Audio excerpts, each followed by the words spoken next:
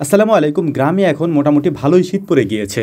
এবছর প্রায় প্রতি মাসেই আমাদের ষাঁড় গরুর খামারের গরুগুলিকে আমরা একবার করে বের করি। পুরোপুরি শীত পড়ার আগে এ মাসে ওদেরকে আমরা বের করব। অনেকে প্রশ্ন করেন যে এই গরুগুলিকে প্রতি মাসে আপনারা কেন বের করে দেন বা কেন উঠানে আপনারা ঘোরান। এটার অন্যতম একটা কারণ, যেটা আপনারা অনেকেই জানেন যারা আমাদের ভিডিও নিয়মিত দেখে থাকেন, যে কুরবানির সময় যখন আমরা এই গরুগুলিকে বের করি, অর্থাৎ প্রাপ্তবয়স্ক গরুগুলিকে যখন আমরা বিক্রি করার জন্য বের করি, তখন এই গরুগুলিকে কোনোভাবেই কন্ট্রোল করা যায় না, কারণ এগুলি দীর্ঘদিন পর্যন্ত আমাদের ঘরের মধ্যে আটকা থাকে। তাই হঠাৎ যখন ওদেরকে বের করা হয় তখন ওরা অস্বাভাবিক ধরনের আচরণ করতে শুরু করে, ছুটাছুটি করে, দৌড়াদৌড়ি করে, এবং এইগুলি আমাদের জন্য কন্ট্রোল করা অনেক কষ্টসাধ্য একটা ব্যাপার হয়ে দাঁড়ায়। তখন গত বছর কুরবানির সময় সব থেকে বেশি এই সমস্যার সম্মুখীন আমরা হই। তখন কোনোভাবেই হাটে নিয়ে গরুগুলিকে কন্ট্রোল করা যাচ্ছিল না, যে কারণে আমাদের অনেক ক্ষতিও হয়। এজন্য এবছর আমরা আগে থেকেই এই প্ল্যানটা করে রেখেছি যে এবছর প্রতি মাসে একবার করে এই গরুগুলিকে আমরা বাইরে বের করব। যেহেতু কুরবানির আগ পর্যন্ত যদি ওদেরকে আমরা এভাবে বের করতে থাকি, তাহলে ওরা স্বাভাবিকভাবে পরিবেশের সাথে মানিয়ে নিতে পারবে। কিন্তু যখন এই গরুগুলিকে আমরা প্রতি মাসে একবার করে বের করি, ওই বের করার সময় এই গরুগুলির জন্য আলাদা করে আমাদের একটা সেটআপ তৈরি করতে হয়। অর্থাৎ যে জায়গাগুলি ফাঁকা রয়েছে ওই জায়গাগুলি বাঁশ দিয়ে, বেড়া দিয়ে আটকাতে হয়।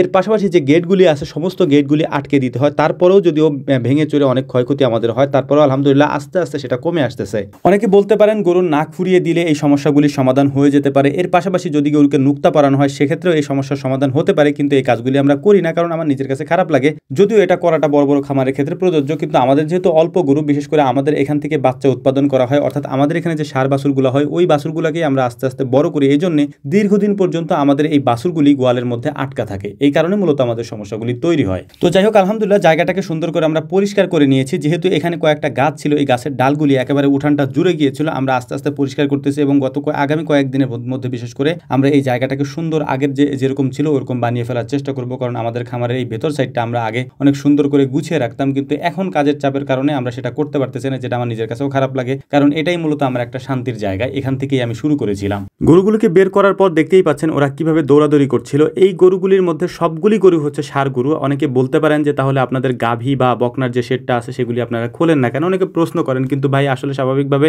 ষাঁড়ের সাথে তো ওইগুলোকে ছাড়া যায় না, এই কারণে আমরা ছাড়ি না। আর অনেকগুলি গাভী আছে যেগুলি প্রেগনেন্ট আছে, বা বকনা যেগুলি আছে অনেকগুলি বকনা প্রেগনেন্ট আছে। এই যে কারণে হচ্ছে যে ওদেরকে এখানে ছাড়লে একটা ক্ষতি হয়ে যাওয়ার সম্ভাবনা থাকে, যে কারণে আমরা ষাঁড় গরুগুলাকেই ছাড়ি। যেহেতু গাভী গরুগুলাকে আমরা মাঝে মাঝে আমরা প্রায় বের করি, কারণ বাচ্চা দেওয়ার সময় বা অনেক সময় আমরা বের করা হয়। আর তাছাড়া 3 শেডের গরুই যদি আমরা বের করি তাহলে এখানে জায়গা হবে না, যে কারণে আমরা এক একটা শেডের গরু করে মাঝে মাঝে বের করি। অর্থাৎ এই বকনাগুলিকে যখন বের করি তখন হয়তো ভিডিও করা হয় না, কিন্তু এই ষাঁড়গুলিকে বের করার সময় আমরা প্রায় ভিডিও করে রাখি। এভাবে মাঝে মাঝে বের করলে ওদের শরীরও ভালো থাকে। এর পাশাপাশি ওদেরকে যখন আমরা বের করি আমাদের নিজেদের কাছেও দেখতে অনেক ভালো লাগে আলহামদুলিল্লাহ। যদিও টুকটাক একটু ক্ষতি হয়, এর পাশাপাশি আমরা অনেকে ইনজুরি হই। এর পাশাপাশি আপনারা দেখতেই পাচ্ছেন এই জায়গাটাকে ওরা কি বানিয়ে ফেলেছে, একেবারে পুরো মাঠ বানায় ফেলছে, যেটার মধ্যে শুধু বালি আছে বলে জায়গাটা নষ্ট হয় না, কিন্তু যদি এখানে কাদা বা মাটি থাকতো জায়গাটা পুরোটা নষ্ট হয়ে যেত। তো যাই হোক, আলহামদুলিল্লাহ মোটামুটি অনেকক্ষণ পর্যন্ত ওরা বাইরে ছিল, দৌড়াদৌড়ি করছে। তারপর ওদেরকে আমরা এখন ঘরে উঠিয়ে নিব, কারণ সন্ধ্যা প্রায় হয়ে গিয়েছে। এই টাইমে ওদেরকে উঠিয়ে নেওয়ার সময় হয়ে গিয়েছে। কয়েকটা বাঁশ ওরা ভেঙে ফেলছে।